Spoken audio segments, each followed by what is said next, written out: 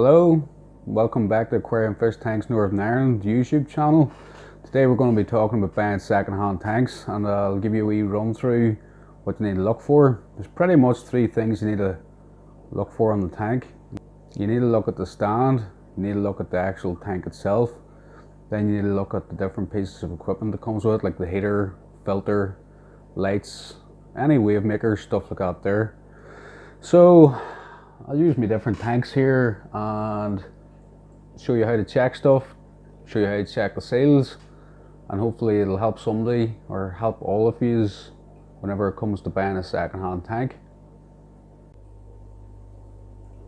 So first we're going to check out the stand. The stand's pretty easy. You just want to check the condition of the wood.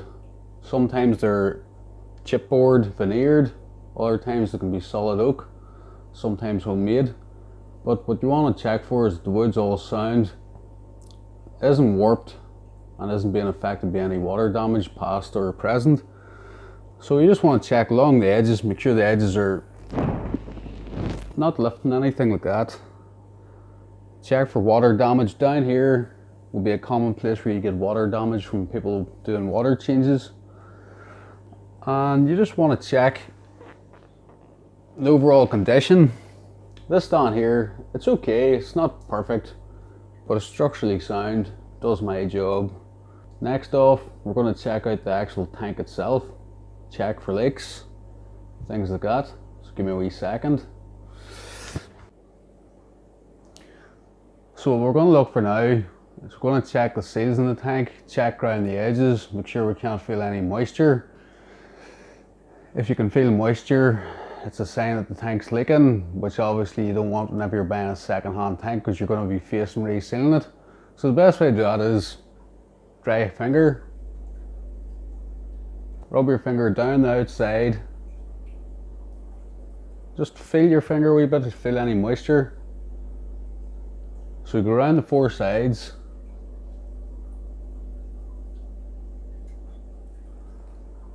them two's good. Check the other two, and you want to just look in the gap here. Obviously we can't run our finger around the outside of the seal because of the trims, but look as carefully as you can. Again, checking for water damage. It's an obvious indicator that there's a leak in the tank. And as well, what you want to do is, if the tank's filled like this one here, it's easier to check. So your next stage is you want to visually inspect the seals from the inside. Just check the seals. Run your eye around the four vertical seals and all the ones on the bottom. As you can see, there's a wee bit of bad paintwork there from a previous owner. But just run your eye around all the seals you can to make sure that there's no nicks or anything that looks dodgy on it. Now that we've checked a good seal, I'm going to show you an example of a bad seal. This tank here, I was using it up until a couple of weeks ago, and it was actually one of the very first tanks I ever sealed, and it sort of shows a wee bit. So this one will be getting resealed. Even though it's not leaking, the seals aren't great looking in it, and I'll show you what to look for. If you see something like this, I'd be very hesitant about it. So give me a second to flip the camera and I'll show you now. So this is an old Joule Rio 125. As I said, I was using it up until a couple of weeks ago, and I've pulled it out of the shed just to show you. So most of the seals are alright in this one. As I said, this is the first tank I ever sealed. That's not too bad. But if you go over to this other side, if you come over to this other side, see the odd. If you come over here, you'll see just a couple of wee imperfections in the seal. Look down a wee bit. You can see this here, and like it says, I'm not happy with that. So that's why I stopped using the tank. And this one's due for resealing. Yeah, let's see what we got here. That's a bit of a dog's dinner.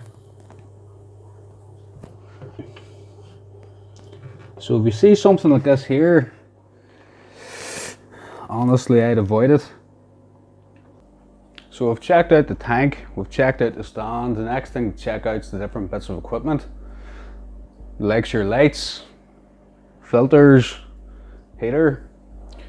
So this tank here, I didn't have a light with it, so I just used the wee LED that it's sitting about. There's two main types of lights you'll get, LEDs and tubes. Tubes come in either T5 or T8, and both can give problems. Easy spotted if you see a problem. So we'll check out the LED now and I'll show you what to watch for. So let's check out this LED.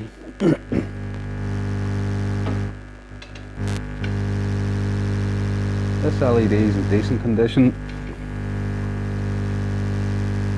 The wee crack on it there, but that's no big deal because moisture never gets near that. So what are you looking for? You're looking for that all the LEDs are lit and that they're all the same brightness, none of them's glowing. If you find, for example, say 2 or 3 of them are a wee bit dim or blowing, it's maybe a sign that it's got a wee bit of moisture in it. They can keep working after they've lost a few LEDs, but it's not really a great sign of things to come. Another thing, I'm going to have to turn the light off this. Another thing you need to watch out for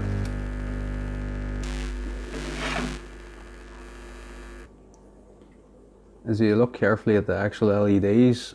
Sometimes you can see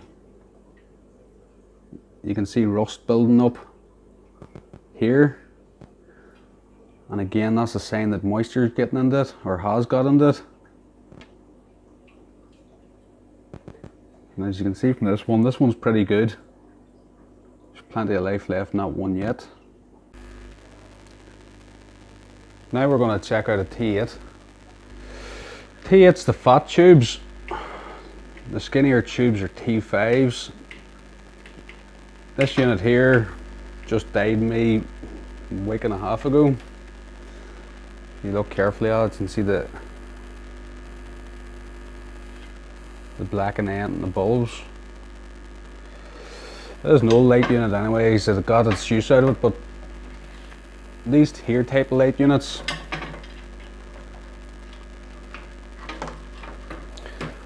some of them have a wee round plug here that you can get into to change the starter. That's a good thing. Most of them don't. Dual units normally don't. So if there's any problems, if there's any buzzing or flickering of the lights, it's normally a sign that either the starter or the transformer is about to go. And being a sealed unit, the only way to fix these is to cut them open, which is real pain. So for the purposes of buying a second-hand fish tank, whenever it comes to lights, you're definitely better off buying an aquarium that you know for a fact that the lights are working and all is good. Yeah, you can save a few pounds buying a tank that the light unit's way on, but in the long run, you're better off finding an aquarium that the lights work on, because replacing the unit can be very expensive. And if you're very lucky, second hand, maybe 20-30 pounds, but they're hard to find. And if you're going to buy a new unit, they can be £100, £150. So you're always better off starting with something that works. So now we're going to check out heaters, and this one I just pulled out of the cupboard. It's a wee Delta Therm 25 watt. What you want to check for on a heater, I'll show you now. What you're looking for on the heater is sometimes you'll get condensation on the inside of the tube. So this one here is 100%, that's okay. But if you see condensation on the inside of the heater, that's an obvious sign that moisture's getting into it. And yeah, they can still work, but if they go wrong, you could end up killing all your fish, cooking the tank. And for all the price of a heater, that's only a wee 25 watt. But for my Dual Rio 300, heater for it's going to cost you maybe £20 brand new. It's not expensive, so it's always best, if in doubt, replace the heater because they're not expensive. So lastly, that's us on the filters. There's two main types of filters that you're going to get. The likes of the wee internal filter in there, and an external filter, the FX6. So I'll give you a very quick rundown on what to look for in both. So checking an external filter, a couple of things. You want to check that the seals are alright along here. So just feel it, run your finger around it, run your eye around it, make sure there's no leaks there. Leaks the connections too. Make sure that there's no leaks in the filter. The next obvious one is noise. This is the great thing about the FX6, it's practically silent. You can't hear it. If there's any clattering, any racking noises from your external, you know that there can be a problem. It can be a broken shaft or something as simple as maybe a bit of gravel stuck in the impeller, but always worth investigating if there's noise. And you also want to check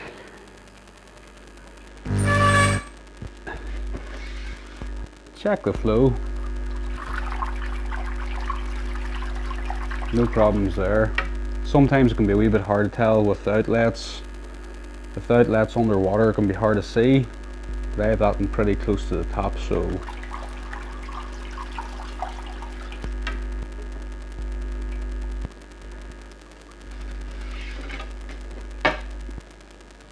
and again, you just want to visually check the condition. Make sure there's no knocks or bangs or missing parts or missing handles, things like that. Lastly, we're going to check out this wee internal filter here. So I'll get it turned off, we'll check it out. This is where you'll normally find an internal filter. I always keep mine down at the bottom just for flow, but it'll be sitting a bit there. Again, you just want to visually check it. Make sure it looks 100%.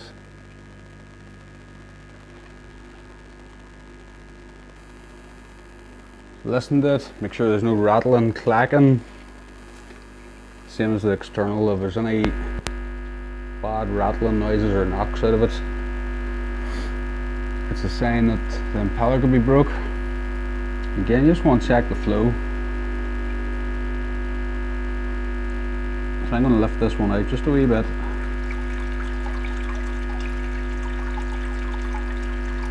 Flow's 100%.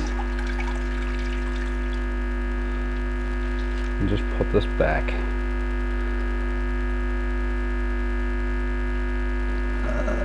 Make sure it don't get wet. There, like that, nice and low. So that's it. That's a quick run through what you need to look for if you're buying a second-hand aquarium. Last thing I forgot to mention is all electrical equipment. Obviously, with everything electrical, you've got fire risks. You need to check all your leads. Check the leads of all, like the heater, the lights, the filter. Make sure all the leads are intact, that there's no nicks, cuts, there's been no DIY bodge jobs done. I'd walk away from any tank that's got bad electrical work done on it, because at the end of the day it's in your house, and if it's got bad electrical fixes done on it, it could potentially cause a fire, and we don't need that. So I hope you've enjoyed my video, and any questions, feel free to drop a comment, join the group, say hello. Thanks very much, and hope to see you again. Thank you.